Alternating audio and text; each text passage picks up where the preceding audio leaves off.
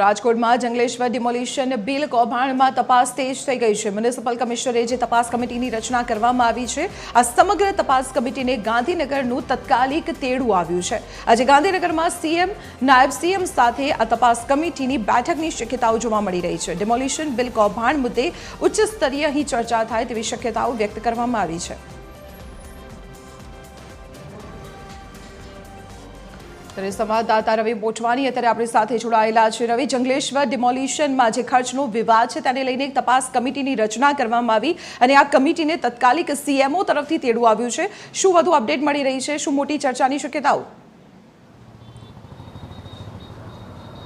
જી દીપાલી, જરૂરથી જણાવી દઉં, રાજકોટના જંગલેશ્વરમાં જે ડિમોલેશન થયું છે, ડિમોલેશનની કામગીરી તો સારી થઈ, પરંતુ જેના બિલોને લઈને હવે વિવાદના વંટોળો છડાયા છે। પહેલાં શરૂઆતમાં આ નાસ્તાનું બિલ 27 લાખનું હોય, ત્યારબાદ પાણીનું 12,40,000નું, ત્યારબાદ મંડપ સર્વિસનું 6,70,000નું, હવે ત્યારબાદ કેમેરાનું 24 લાખનું જે બિલ આવ્યું। બિલની રકમ બહુ મોટી છે, રેટ કોન્ટ્રાક્ટ કરવામાં આવ્યો છે, પણ રેટ કોન્ટ્રાક્ટમાં ભાવ બહુ વધારે ભરવામાં આવ્યા છે। તેને લઈ ક્યાંક ને ક્યાંક વિરોધ પક્ષ હોય, સામાન્ય જનતા હોય, તેનું સતત વિરોધ કરી રહી છે અને આ વિરોધ વંટોળને જોઈ મ્યુનિસિપલ કમિશનર દ્વારા એક તપાસ કમિટીની રચના કરવામાં આવી છે, જેમાં ડેપ્યુટી કમિશનર સહિતના અધિકારીઓની વરણી કરવામાં આવી છે અને તપાસ કમિટી રિપોર્ટ સોંપશે, ત્યારબાદ આગળની કાર્યવાહી કરવામાં આવશે।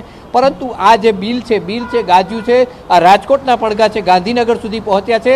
આજે ગાંધીનગર ખાતે પદાધિકારીઓ અને અધિકારીઓને ગાંધીનગર બોલાવવામાં આવ્યા છે।